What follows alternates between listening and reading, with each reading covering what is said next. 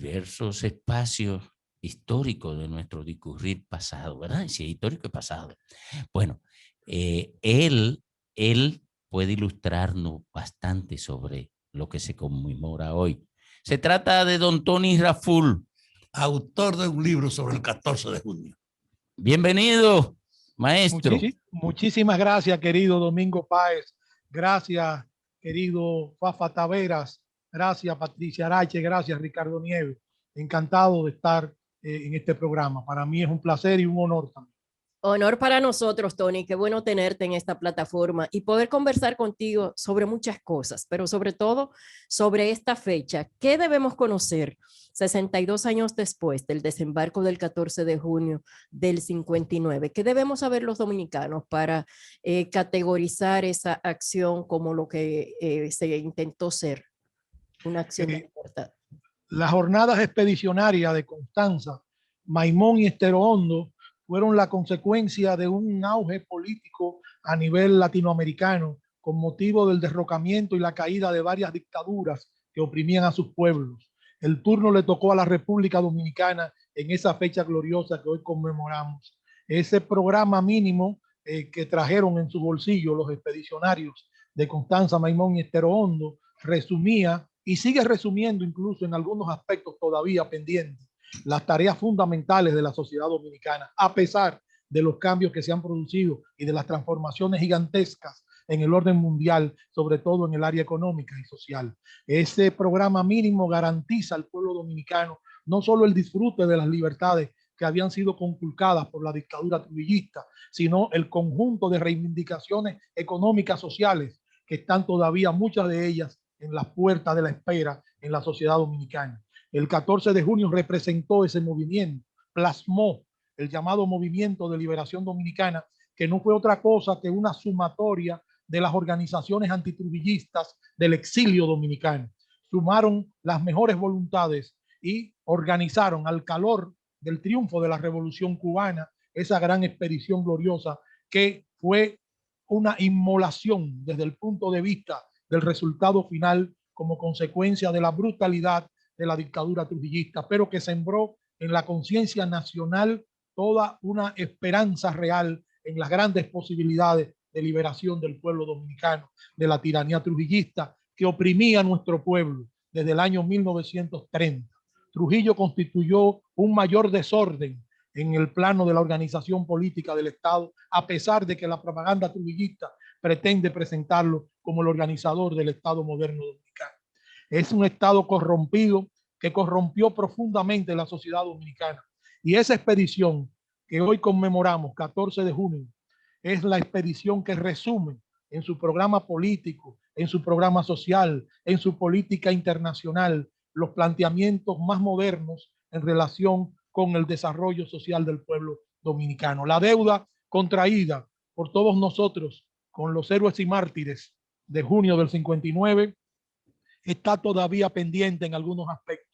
Aunque liquidamos la dictadura de Trujillo, aunque iniciamos el tránsito a una sociedad más desarrollada, aunque creció el país en términos sobredimensionales en relación con lo que era la población dominicana en 1959, aunque se ha desarrollado una poderosos recursos y bases económicas de la nueva estructura social dominicana, aún así el país padece de males ancestrales, de males viejos que no han sido todavía resueltos en nuestro país. Y ese es el compromiso con esos expedicionarios, con el Movimiento de Liberación Dominicana que dirigió ese proceso, con todos los que cayeron en esa heroica jornada de lucha contra la tiranía trujillista, que además tuvo casi de inmediato sus continuadores en el movimiento clandestino 14 de junio, uno de cuyos fundadores, de cuyos cabezas dirigentes está con ustedes hoy ahí, el compañero, amigo y hermano Rafael Fafa Tavera. El movimiento clandestino 14 de junio resumió el conjunto de aspiraciones del sacrificio de los expedicionarios de esa jornada. Para el recuerdo histórico tiene mucha importancia el planteamiento social y económico. La República Dominicana tenía que ingresar a los países desarrollados del mundo, tenía que empezar un proceso de cambio, de transformación, que ha sido muy gradual, que ha sido lento, que tuvo grandes entorpecimientos en los años 60 y posteriormente con el retorno de prácticas autoritarias y represivas que creíamos que habían sido superadas en la lucha democrática iniciada a raíz de la muerte de Trujillo y que todavía hoy luchamos por ella consolidando un Estado democrático de derecho. Esa es nuestra deuda y nuestro compromiso con el 14 de junio. El 14 de junio es actual, ¿eh? El 14 de junio no está desfasado de nada. Simboliza esa representación en términos humanos, en términos de trascendencia histórica, en términos de solidaridad, en términos de compromiso, que son cualidades inherentes a la condición humana. Gracias, Tony.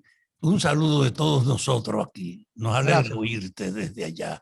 Tony, la expedición generó el movimiento interno y el movimiento interno amplió y generalizó la oposición a Trujillo, desencadenando una acción en la que hay que incluir incluso el ajusticiamiento del tirano. Claro. Pero muchas cosas que se soñaban entonces están pendientes todavía. Es decir, las aspiraciones del 14 de junio tienen actualidad. ¿Qué tú crees? Yo creo que sí, yo creo que tienen mucha actualidad y mucha fundamentación. Hay que leer, hay que volver a leer el programa mínimo que trajeron en sus bolsillos los expedicionarios de Constanza, Maimón y Esterón. En ese programa mínimo están resumidas las conquistas fundamentales por las cuales ellos lucharon y por las cuales finalmente ofrendaron sus vidas en esas jornadas expedicionarias. Y en esas transformaciones económicas y sociales hay una integración incluso a lo que puede considerarse como la posmodernidad, en los conceptos que se manejan hoy en el mundo, como han cambiado algunos parámetros. Y ahí están contenidos incluso el hecho de que la República Dominicana pueda integrarse al desarrollo evolutivo de la ciencia, de la economía, que la República Dominicana como país libre pueda participar en el conglomerado de naciones que pueden decidir su destino, que pueda desarrollarse las fuerzas productivas nacionales con suficiente garantía de crecimiento para impulsar la integración al trabajo de la mayoría de los ciudadanos. Estoy hablando de trabajo productivo, de trabajo que sea capaz de generar riquezas, que sea capaz de contrarrestar el analfabetismo. O sea, y cuando hablo de analfabetismo, no me refiero a las estadísticas de analfabetismo limitadas a aprender a leer y escribir, sino el analfabetismo funcional que existe en la República Dominicana y al hecho mismo de que independientemente del desarrollo de las comunicaciones, que ha sido extraordinario y es uno de los grandes hitos de la posmodernidad, independientemente de ello, también cohabitamos con un analfabetismo funcional, con un desconocimiento de la historia, con una crasa ignorancia de los procesos sociales que motorizan los cambios en las sociedades. O sea, se ha producido también un divorcio real en la práctica, una simplificación en el proceso de comunicación en algunos casos que impiden el conocimiento pleno de las tareas que tenemos por delante en este momento en la sociedad dominicana. Por eso yo creo que cuando decimos que ese programa mínimo de los expedicionarios, que no culmina con el ajusticiamiento de Trujillo el 30 de mayo de 1961, porque todas esas jornadas crearon las condiciones para que se produjeran los cambios que se escenificaron con la desaparición del tirano, sino con todo ese proceso que vivió la sociedad dominicana, con el asesinato de las hermanas Mirabal, símbolo más alto de la ofrenda y el sacrificio de las mujeres dominicanas, la lucha por la libertad, entre otras. El hecho mismo de las luchas en todos los años 60, la lucha por la democracia, primero la lucha contra los remanentes trujillistas, la lucha por la democracia, primer gobierno elegido democráticamente, presidido por el profesor Juan Bosch, la constitución del 63, esa constitución que plasmó las conquistas fundamentales de reforma en la sociedad dominicana, constitución de 1963 que produjo el alzamiento de las montañas por el movimiento 14 de junio, que llevó en sus mochilas el respaldo a la constitución del 63, el restablecimiento de las conquistas democráticas, la lucha contra el triunvirato, la revolución de abril, el más hermoso episodio de la lucha contra el invasor extranjero que intentó desconocer las libertades democráticas y las conquistas del pueblo dominicano, las luchas luego contra el gobierno semidictatorial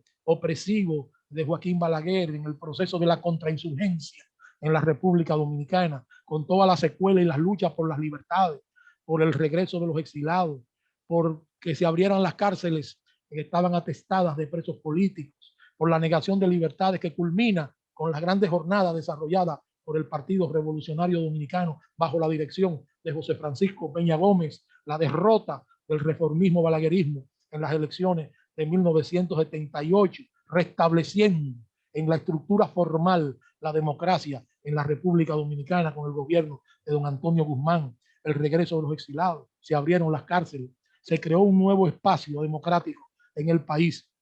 A partir de ese proceso que para mí es la más grande contribución en el proceso de la lucha por las libertades más reciente de los años del siglo pasado, de los finales del siglo pasado, seguimos adelante en la lucha contra las arbitrariedades. Ahora, con un gobierno democrático surgido de la voluntad democrática del pueblo dominicano, expresada en las urnas, estamos en un proceso de reformas, en un proceso de propuestas, en un proceso de cambios que se deben hacer en relación con las posibilidades de implementarlo, o sea, con la capacidad de estructurarlo a la luz de los cambios que se están produciendo en el globo terráqueo, o sea, con las grandes transformaciones, con los grandes cambios a nivel tecnológico, a nivel de la economía, con las nuevas luchas, con los nuevos planteamientos. O sea, a mí me parece que tenemos sobradas razones para tener fe y optimismo en las posibilidades de lograr introducir los cambios necesarios en la sociedad dominicana. Yo tengo fe, confianza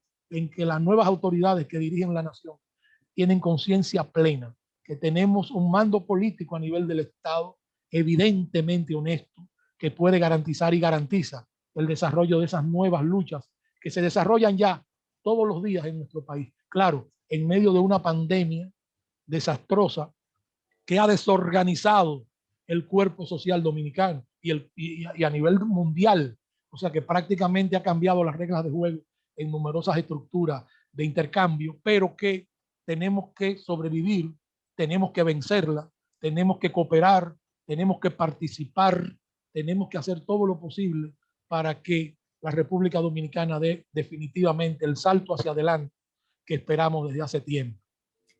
Conversamos con Tony Raful, intelectual dominicano y embajador de la República Dominicana en Italia. Y justamente en esa condición, Tony, nos gustaría que nos expliques un poco cómo marcha la incidencia del COVID-19 en esa nación, que en principio fue una de las más afectadas, y particularmente cuál es la condición de los dominicanos allí.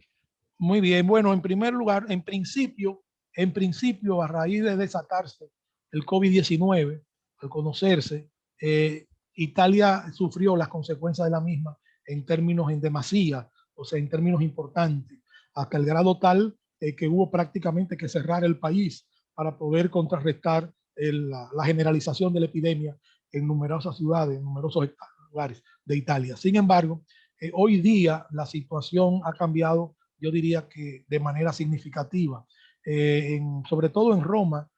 Por ejemplo, los contagios han disminuido considerablemente. En otros lugares ha disminuido, en otros se mantienen en algunos estándares preocupantes, pero hay una actitud de las autoridades de contrarrestarla. Hay una vacunación que se está haciendo masiva en estos momentos en todo el territorio italiano, que evidentemente favorece el combate contra esta epidemia.